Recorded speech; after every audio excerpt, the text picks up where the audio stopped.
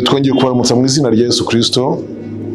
Ndagira ngo dusome ijambo ry'Imana dusanga mu Gutegekwa kwa kabiri igice cyaho cya 13, ndahera ku murongo wa mbere ngere ku murongo wa 5.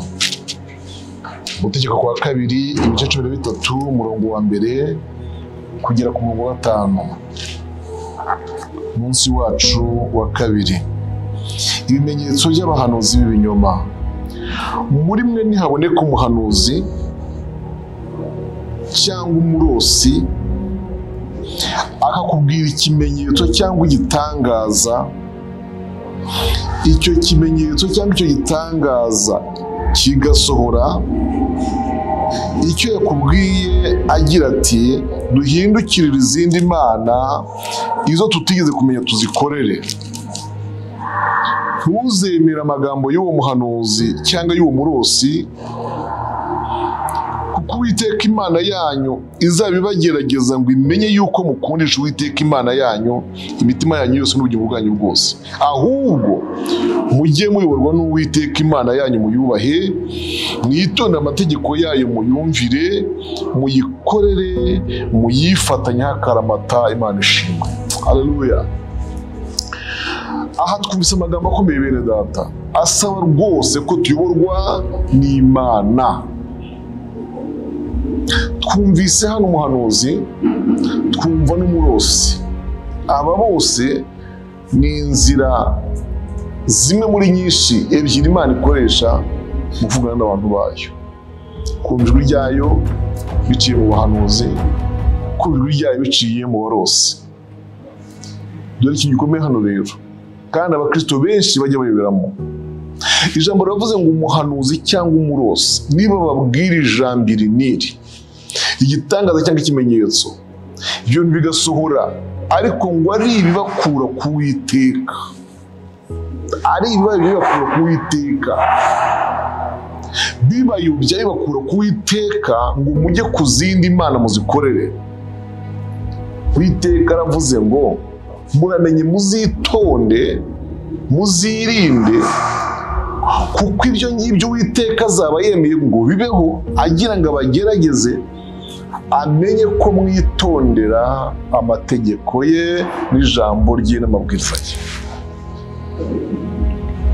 Uyu munsi wa none dufite abantu benshi bayobejwe nuko hari ibintu bahanuriwe cyangwa barotewe birasohora. Nyamara kandi ibyo barotewe n'ibyo bahanuriwe bikabayobya, byose byari umugambi wo kubakura ku Uwiteka. Aha birasaba iki? Birasaba kugira ngo uyu muntu amenye uko abanye n'Imana kandi mwiyoborere. Niyo nsinzi irimo ikomeye cyane, kumenya uko abanye n'Imana kandi kuyiyoborera. Ese nuhura n'umwuka uyobya ukubwira ngo Imana yavuze ngo ubwo wubuze urubyaro ngo njya gushakishiriza ahandi ngo kandi bizakunda, madamu cyangwa se wa mugabo, kandi koko wajyayo bigakunda ukabyara, aho ngaho aho ntuzibwira yuko ari Imana yavuganye nawe. No, umwana arabonetse yego, ariko habaye icyaha cy'ubusambanyi. Hari wese kwivangura neza. Uwiteka arajya kugira inama ngo ikintu cyose kije mu nzozi cyangwa mu ijwi ariko kigukura ku Uwiteka ujye ukirinda, ukirinzwe no kwiyoborerwa nawe. Nese Uwiteka nawe gusezeranyije inzu, ikimenyetso cyayo kandi kuko inzu ukayigera ariko mu manyanga, mu buryo bubi, mu buriganya, mu bujura, mu by'abandi by'utwara, wiga ko inzu ifite ishimwe se? No. Inzu yabonetse yego ni ikimenyetso, ariko cyakuvanye ku Uwiteka. Bakobwa murambagizwa mushaka gushyingirwa, hazaza ubuhanuzi cyangwa inzozi korotewe, noneho zikubwire kujya gushaka umugabo runaka cyangwa umukobwa runaka, ariko nibyo nujya kureba usange biragukura ku Uwiteka, biragukura mu gakiza. Yesu byita iki? Ni Uwiteka wagira ngo kugerageresha icyo kintu arebe uko witondera ibye, uko witondera amabwiriza n'amategeko ye. Imana ibafashe bene data. Dusome irindi jambo ry'Imana muri Yosuwa 22 umurongo wa 16. Yosuwa ibice 22 umurongo waho wa 6.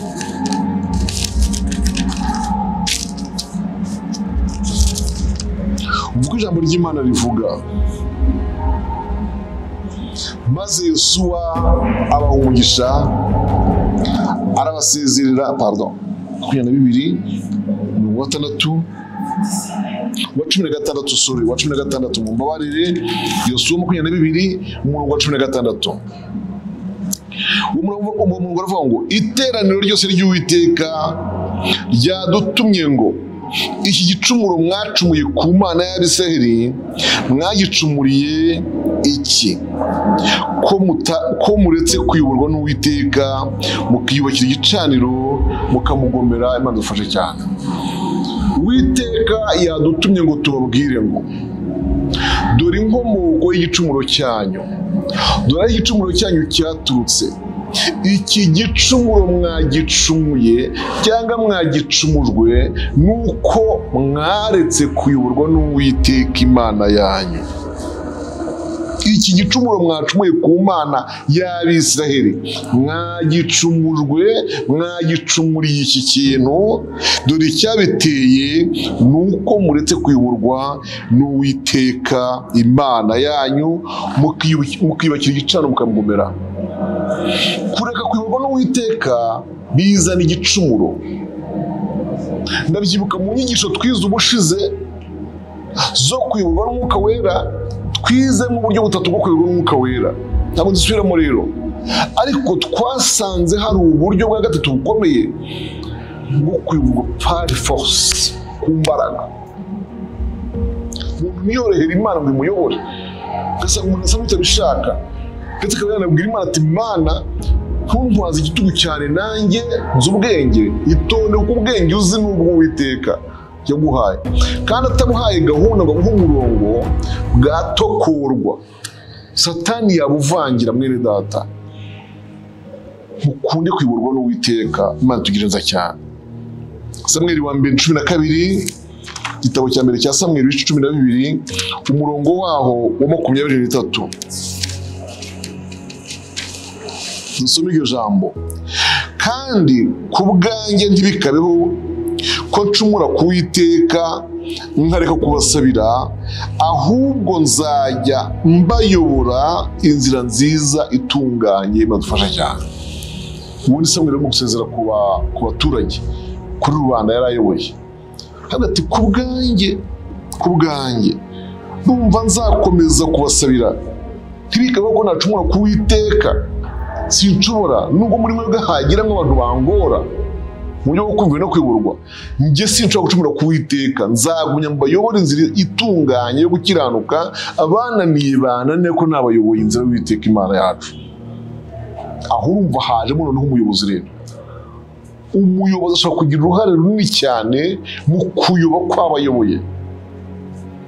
Nicyo Samweli ahandi yashaka kuvuga. Umuyobozi ashobora kugira uruhare runini cyane mu kuyobya abayoboye. Niyo mpamvu umukristo aba agomba kwitonda. Kavuga ati se ikintu cy'uko cyavuzwe n'umuyobozi, ibyo nabyo bibaho. Ugasanga abantu bakiriye itangazo, abantu bahawe imibwiriza ko bivuzwe n'umuyobozi wacu, tukaba twabonaga agira Umwuka Wera, ko tumubona rwose nawe n'umukozi w'Imana ufite impano z'Imana. Ikintu atangaje ko numva ntacyumva neza, byonyine ko watangiye kumva utacyumva neza. Ngenda tuzize amatwi yumva neza nkubwire. Hejuru y'umuntu wese ukuyobora kuri urwo rwose, ukuyobora muri korali wamuririmbiwe, ukuyobora ku mudugudu, ukuyobora kuri paruwase, ukuyobora ku rwego runaka rwose, hejuru ya bose hari Imana. Iyi Mana irafuhira ubuyobozi bwayo muri wowe. Ntabwo ishaka yuko watwarwa ku buryo watwarwa hariho hose, naho idashaka ngo hajyanywe n'ukuyoboye. Niyo mpamvu Samweli yagize ati kandi ku bwanjye ntibikabe ko nacumura ku Uwiteka mbayobye. Nzakomeza kubayobora inzira yo gukiranuka kandi zitunganye, kandi nzi ko Uwiteka azabinshoboza. Umwami adufashe cyane. Zaburi ya 48 umurongo wa 14. Zaburi ya 48 umurongo wa 14. Zaburi ya 48 umurongo wa 14.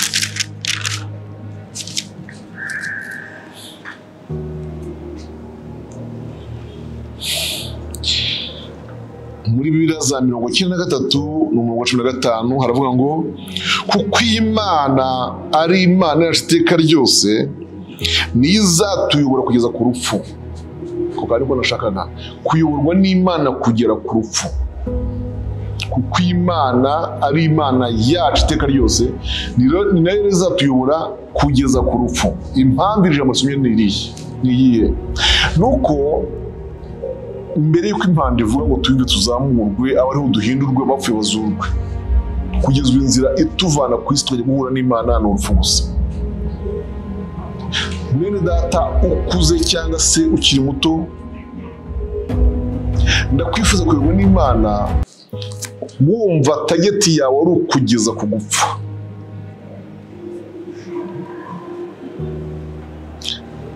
Mbibutse umusaza wa Simeyoni dusanga muri Luka igice cya 2 umurongo wa 25.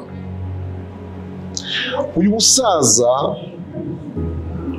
ngo yari yarabwiwe n'Umwuka Wera ko atazapfa atarabona Kristo w'Umwami Imana. Ubwo abandi bose bayobaga kandi hayobye benshi mu Bisiraheli, ariko wahagarara kuri iryo jambo yabwiwe n'Umwami Imana yacu. Igihe kiragera Yesu aravuka. Biratubwira kuri umurongo wa 25 ngo nuko umunsi Simeyoni ajyanwa n'Umwuka mu rusengero. Reka tuvuge ko Simeyoni ashobora kuba yaragiye mu rusengero n'amateraniro ahari,